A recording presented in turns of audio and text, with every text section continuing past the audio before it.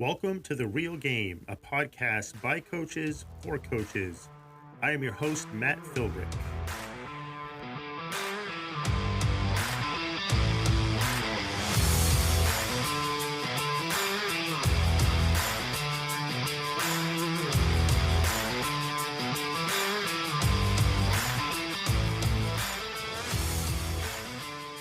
Welcome back to this episode of The Real Game. I am your host, Matt Philbrick. It is a sunny day here in central Maine, even though there's about 10 inches of snow on the ground.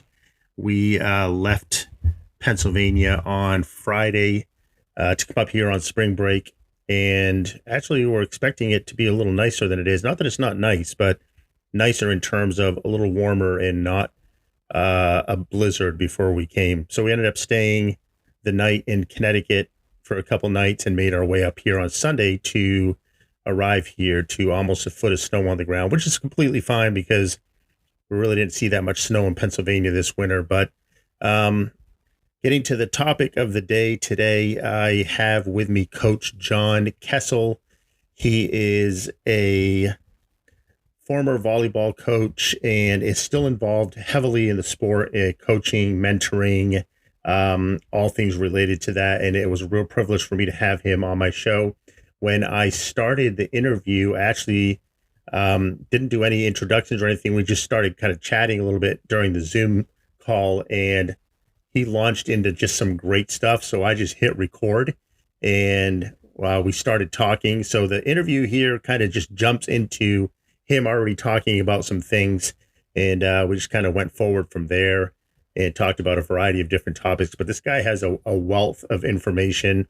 And this is a great episode. I really enjoyed having him on here. So Coach John Kessel. It's per se. So the reality that we're talking about here is that with only 200 scholarships for men, 50 per year, essentially graduating, we've won 9 Olympic and World Championship, World Cup titles compared to the women's 2.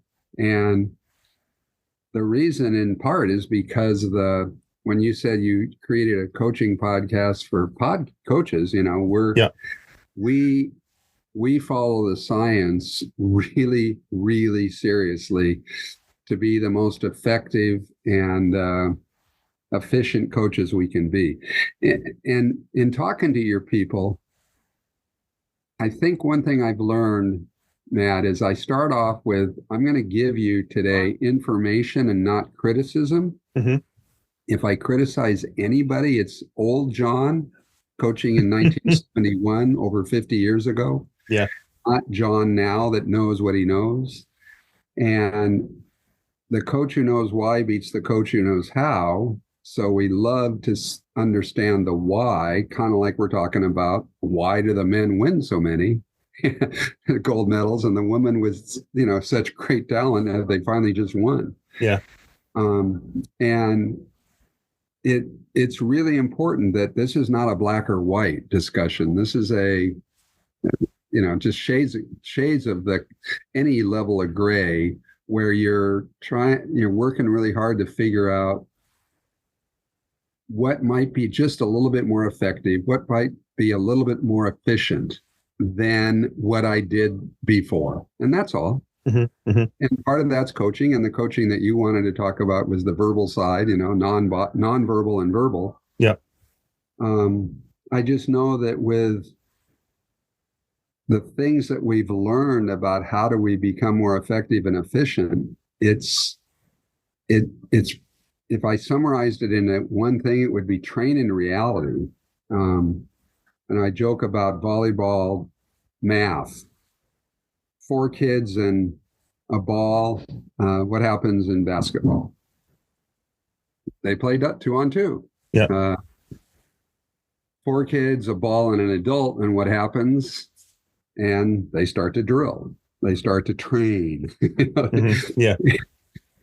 I get sometimes people don't quite understand that games teach the game. The brain trains the game. The game trains the brain.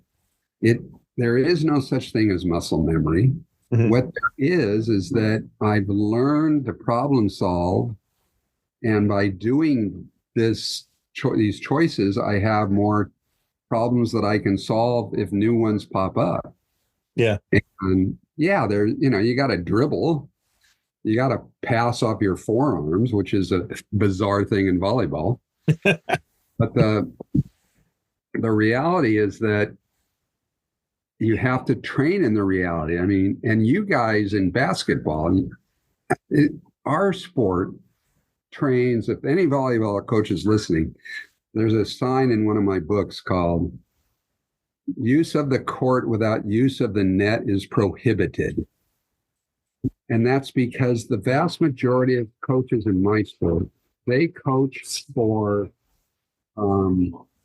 they coach for practice, not for performance. Okay.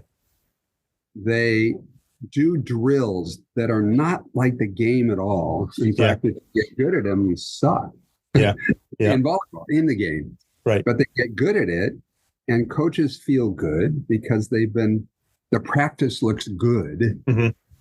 But the game of basketball is pretty chaotic. The game of volleyball is totally ugly. Yep. Our women's Olympic gold medal team is out of system, as in not exactly what you want to do, 50% of the time. And they're the best team in the world. Mm-hmm. Well, what about my 13-year-old team? You know what? They're in system 10% of the time. They're out of system 90% of the time. Yeah. Yeah.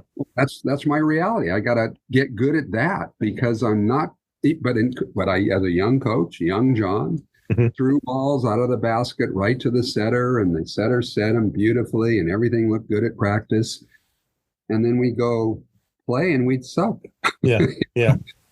Because can I ask you a question? Just if I can just back up a little bit. Do you know who Gino Oriyama is? He coaches the UConn. Yeah, of course, UConn. Yeah. So I was listening to just a little clip of him the other day, and his opinion, and I haven't really, I need to rewatch it again because I haven't formed my own opinion on this. I think there's an element of truth to it. He was talking about AAU sports and how he thinks AAU sports are ruining sports overall because he feels his opinion is that they play too many games and they don't practice enough. So he said, if you look at European sports, his analogy was they're practicing 6 days a week. They're playing one. Here, AAU is practicing 1 day a week and they're playing 6. Do you agree with that statement? Is there an advantage to playing more games versus less practice time? I know we're not on topic here, but I just thought that was interesting you brought that up. This is coaching for coaches. We have an Olympic sport that now basketball is followed by playing 3-on-3, which is going to get kids better at basketball. Mm-hmm. Our sport, called beach volleyball, is a 2-on-2 game.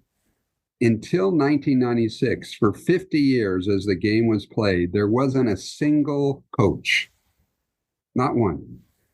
And yet, when the Olympics started in 96, we won the gold and the silver in men's doubles, and a bronze in the women's. With what then began coaches who were coaching. Mm-hmm. I've now gone to see practices by college teams because women's beach volleyball is an Olympic sport, but it's also a collegiate NC2A scholarship sport. Mm-hmm.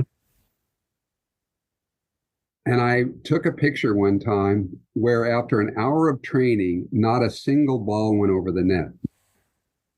Okay. That's because that coach came from indoors and wants practice to look good. And when you put the net up, which is reality, mm-hmm. I often say in my clinics, everybody's technique and skill would look really good in basketball if they shot with no hoop or backboard. They shot. Oh, nice shot. That's what we do in volleyball. We practice without the net to show us whether we're doing something that's reality-based and successful or not. And so we think everything looks hunky-dory. Right. You'd never shoot without a hoop. Even if it was a hoop without a backboard, you'd still have a hoop. Yeah. And we do this so much that this hour of training and the ball never went over the net. It's practicing for practice and not for performance. So that long answer says to me that the games that we play teach the game of volleyball.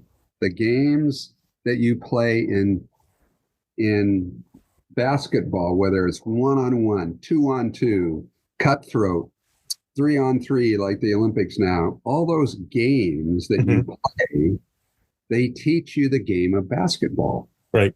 And if you want to do that in practice, that's why cross ice in hockey. I worked with the Dallas Stars recently. Okay. They do cross ice for all their younger kids because in the end, your question was somewhat based on AAU and the games. The problem with AAU that I see is simply that they focus on the need to play the adult game. Mm-hmm. So they're even doing, I think, I saw something mind-boggling, the World Championships for 8 and under basketball. Oh, wow. Okay. Okay. Yeah. Well, that's absurd. Mm-hmm. But it's what they do to make money. Right. And parents like being able to say, as they play 5-on-5, running up and down the court. But where I'm coming from, where Gino, and in your sport, I use a lot because when I walk into an elementary, a junior high, or a high school gym in my country, anywhere in this wonderful United States, how many hoops do I see up? Probably anywhere from 2 to 6, maybe more. I almost never see 2. Yeah. It's almost always 6. Yeah. And then when they go to do volleyball, they fight their way past the rack of basketballs, and they go to the corner and they pull out the net. Yeah. And they bring out the volleyball. Yeah. And they put up the net, and the kids play 12-on-12, and they're bored to tears. Yeah. Yeah. Because nobody touches it. Right. But going back to my world of before 96 Olympics, beach volleyball, never having coaches, the game teaching the game was because you got all the reps. If you are my partner, Matt, and we're playing doubles, I don't think you're going to be very good at serve receiving compared to me. So they're going to serve you. I'm not going to be very good at anything compared to you in that game. I can tell you that. They're going to serve you and not me. Yeah. So you're going to get better first at serve receiving. And then I'll run you on your pass and I'll set you. And then you're going to get good at spiking. Okay. They're not going to serve me because if I put it up and you do something, I can still hit it. They're going to pick on you. But the reason I'm saying this is because therefore you get better at your weaknesses. Right. Right. Which is what practice is all about, I guess. Yeah.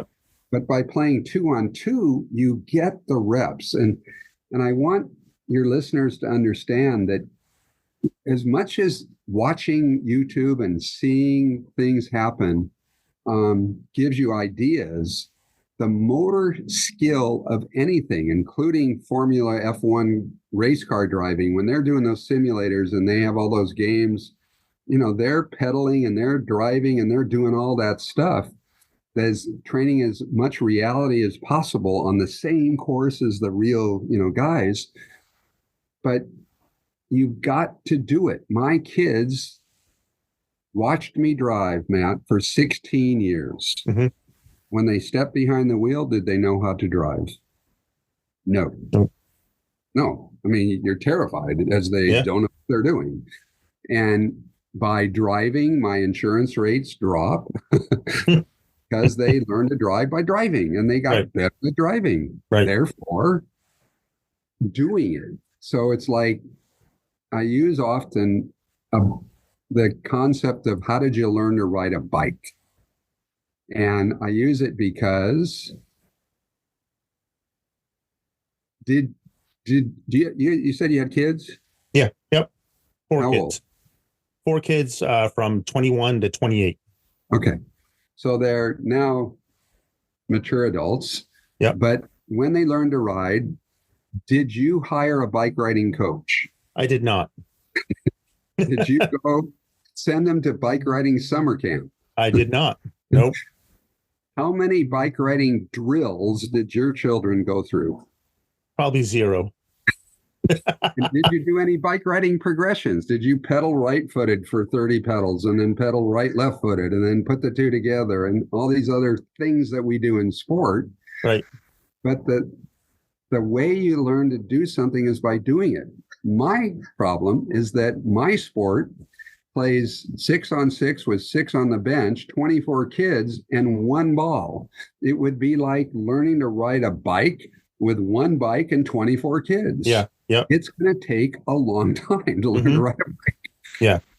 So the 3-on-3, the beauty of 1-on-1 with your brother or your sister or anybody in basketball, it's harder to do 1-on-1 volleyball. You need to do essentially 2-on-2 because of the angles of the game and all the rebounding and stuff. Right.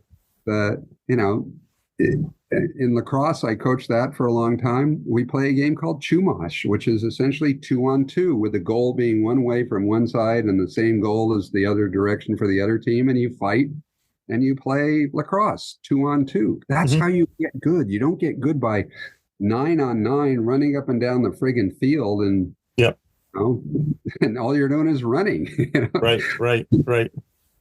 You're doing what Dr. Bain calls, you're developing angiogenesis, blood supply, rather than synaptogenesis. Your synapses in your brain getting better at sport. You're getting fit, but you're not getting good at the sport.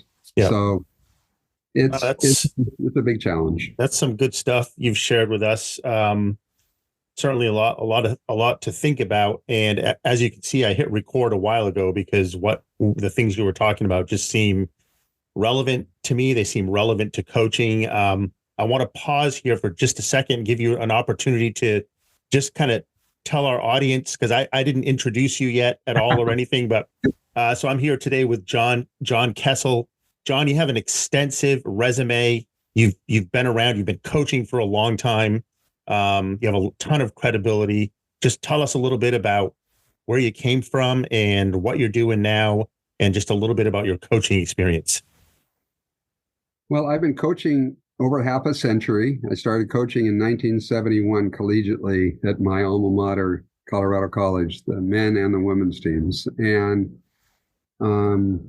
I've been lucky to be part of every Olympics but one until the Tokyo Games. I retired before Tokyo. I'm in my 70s, and so I've been doing this for a few days. And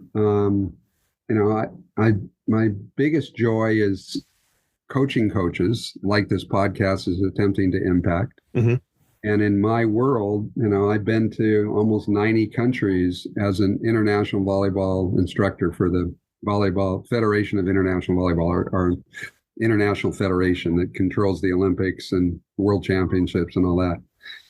And I love to travel. And, I was recently in Norway, and then I went down to Estonia for 2 weeks, and I've been in Bonaire, all these small.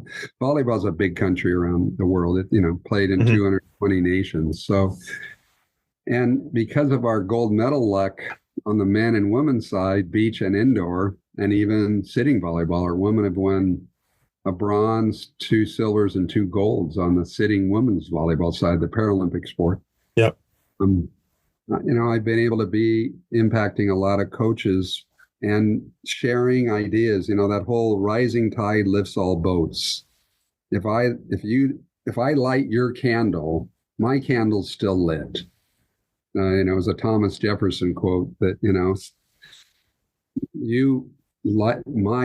lighting your candle doesn't steal my light. Right. And so I like to light as many candles as I can and see what happens. And the principles of learning, which one of the ones we're going to talk about here is obviously some of the verbal things and the nonverbal. The principles of learning apply to everything, not just basketball or volleyball.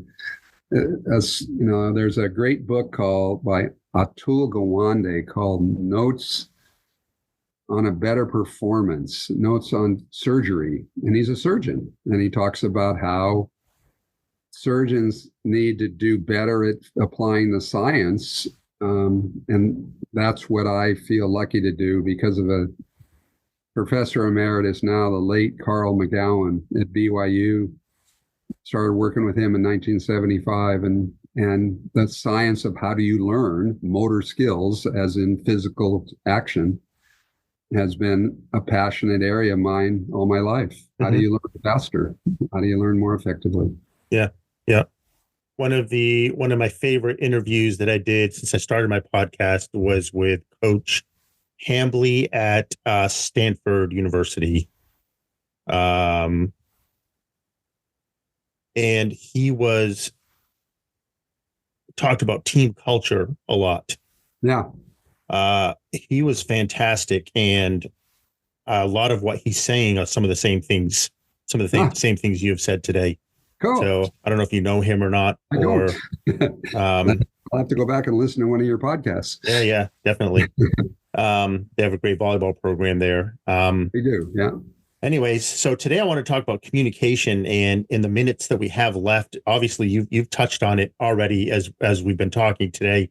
Communication is so important in every facet of life, whether it's with your spouse or your children or in the classroom or in business.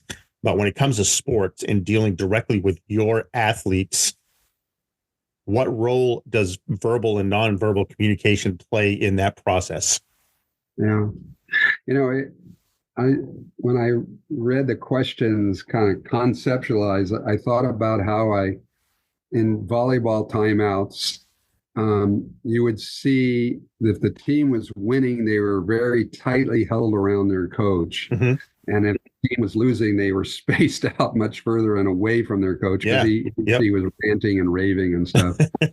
And, that's the nonverbal. Nobody's telling them to stand further or closer. They've learned it because of their coach. Mm-hmm. They've learned near or far. I think I wanted to share some words that I've learned the hard way that need to be changed in coaching. And the first one is the word "but." That's a cool pair of headphones you have on, Matt. But yep. So what's coming next? Some kind of criticism. Yep. Exactly. And we say it all the time, and we just have to minimize or eliminate it. And you can eliminate it by simply replacing the word "but" with "and." Yep. And if I had said that's an awesome pair of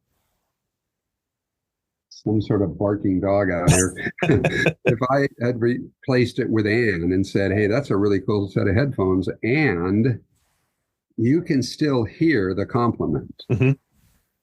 When I say "but," the door slams on it. Correct. Yep. Great point. So that's one we got to change. Another one we've got to change. Everybody tends to know the word "can't," but I would replace it with the word "yet." And, and I would also say, okay, let's do 10 out of 10. Let's see if we can do 1 right there. Not that you can't, it's that you can't do it 5 out of 10 or 10 out of 10 like you supposedly want to. Sure. So I just say, look, it's a yet situation, and I'm looking for 1 out of 10 right now. That's success. I'm not going to ever ask you to do something you can't do. I'm a coach. Yeah. It's just you're not good at it yet. And so "yet" is a crucial word. The word that in my clinics, I can't really do it here on the podcast visually well but what happens is getting rid of the word "don't." Because if I said "don't think about a pink elephant," the classic line, the next question is does it have a party hat on, or is it just a regular elephant, and pink, Yeah. And so in coaching, we are not as effective every time we say "don't." And my aha moment occurred when I was playing professionally in Italy. My son I'm flying over to see him next week. He plays for Berlin. All-American at Princeton, and played 10 sports, everybody listening, growing up, but he loved volleyball most. And Right. he's tall and jumps, and that he played baseball and lacrosse and captain of his tennis team and all these other things. But so when we get to it, the word don't, for me, I was playing professionally in Italy, and in the end of a very big match, my coach said, "Don't serve the ball into the net to me," after two teammates had served into the net. He said, "Don't serve it in the net." And I looked at him and said, "Oh, va bene," in Italian, and I threw the ball up and I hit it backwards into the crowd of 6,000 people. And we won the match. They overturned our bus because they were so upset about losing as an away match. Then in the locker room with some police protection, my coach goes, "K cazzo fai," which I won't translate just because it's got the F word in it. And I said, "I think you told me don't serve in the net." He goes, "That's exactly what I said." And I said, "I didn't." Ugo, you're a good coach, but you say don't all the time. Yeah. I need you to tell me what you want. And we went out to dinner, celebrated the win, a few bottles of wine. By Monday, he would say non, which is don't in Italian. And then he'd say momento. Ore, he would say, "I want blah." And we got rid of the word don't out of the gym. Yeah. And we got better faster. That's verbal communication that awesome. in one switch makes me better. Yeah. Yeah, that's a great point. The last one you've already used, and I was going to playfully jump on it, but I paused, and that is the word try. Yeah. I would argue pretty strongly that try is a failure methodology, not a success methodology. I would argue that if I had said to you, Matt, "I'll try and be on at 4:00 for this session," what was I really telling you? That you're probably not going to be on till 4:15. Yeah. I mean, when there's a party at your place and I say I'll try and be there, what do I tell you? Yeah. I'm not coming. That's right. You just get rid of the word try. Yeah.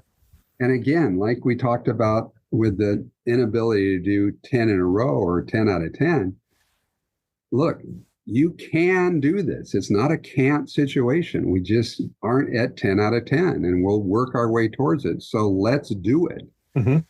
And if you just get rid of the word try, it sneaks into so many things, giving an excuse to not do it.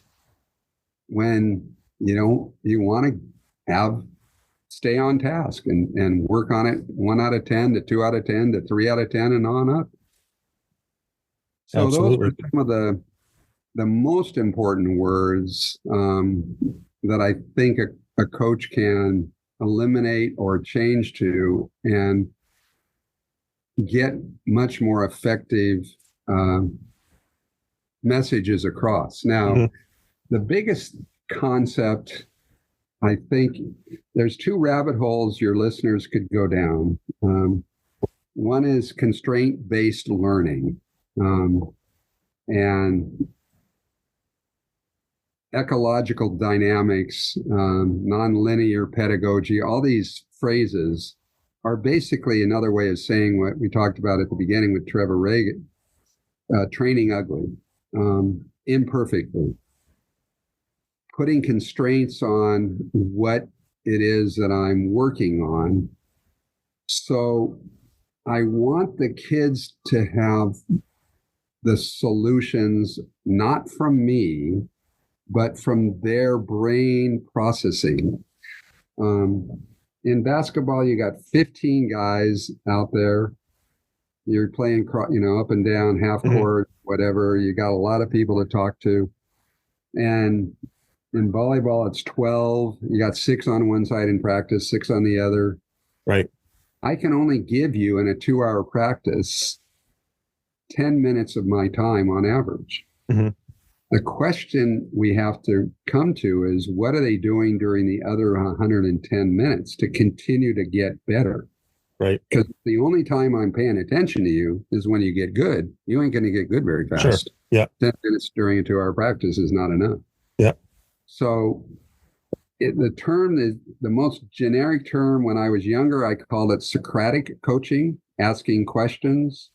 Now I tend to use a little bit more direct phrase, which is called guided discovery.